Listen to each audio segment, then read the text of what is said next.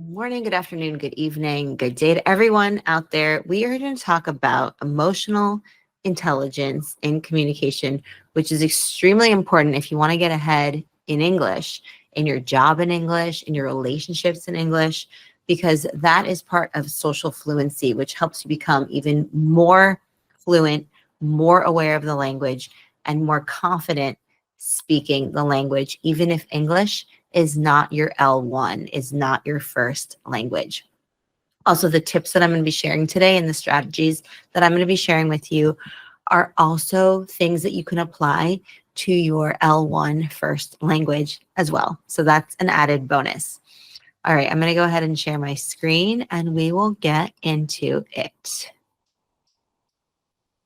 So, did you know that about 90% of top performers in the workplace have emotional intelligence? This is a huge percentage, right, of people. So the people you think of as the natural leaders, the people who are confident in their English skills, confident in their communication, a lot of times what you're picking up on is their emotional intelligence, being able to regulate their emotions, understand other people's emotions, and so on and so forth.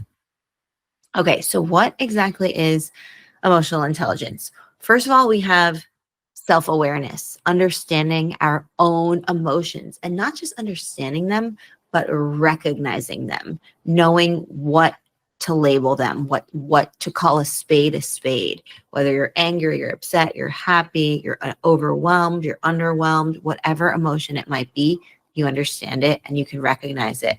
And then knowing how to control your responses so that, somebody says something that aggravates you, you don't burst into a fit of anger or erupt in tears, right? You're able to pause, process, and then understand how to best move forward with a response. In other words, you're responding as opposed to reacting. Also having that social awareness, understanding other people's emotions and be able to recognize and label their emotions. And then lastly, this all ties into building those strong connections, that strong rapport with people at work and in life.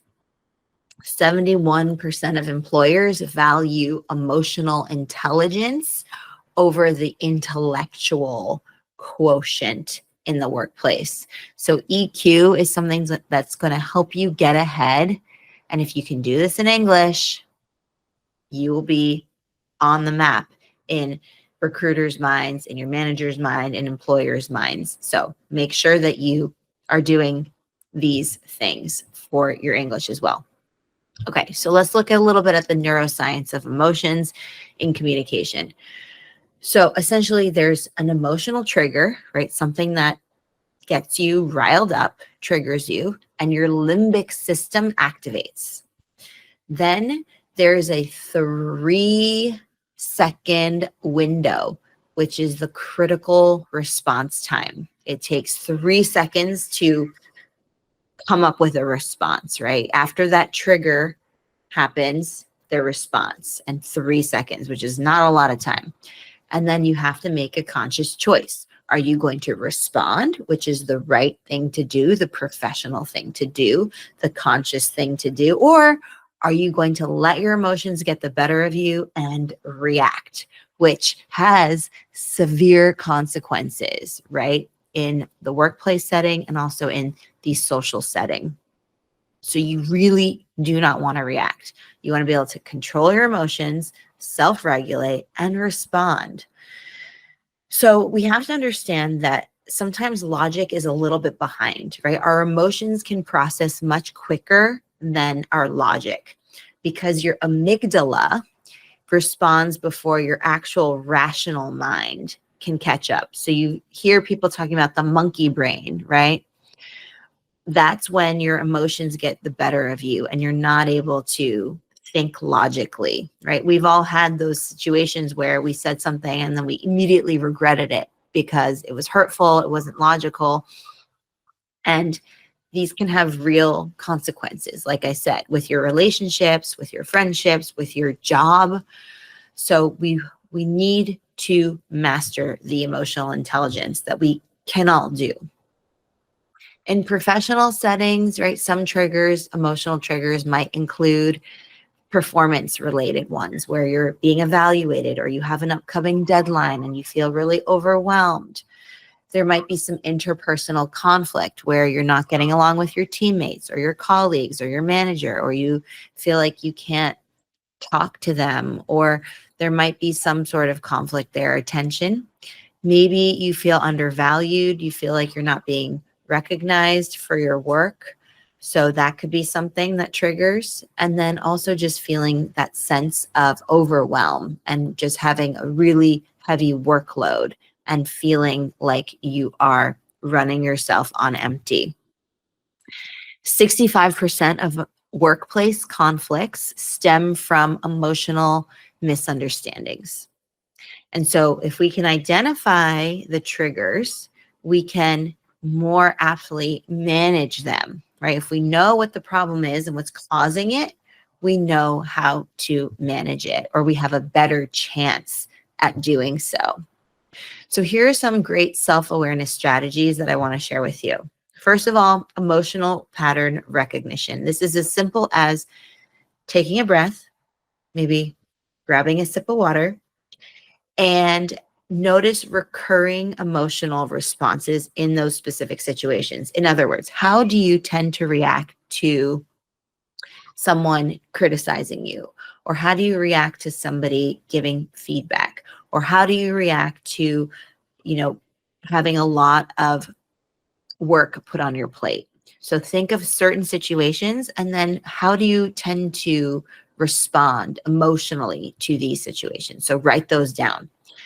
Then keep in mind mindful communication. So I never want you to just rush into something, to a response, to say something. I want you to pause, check in with yourself, check in with your emotional state, and then respond.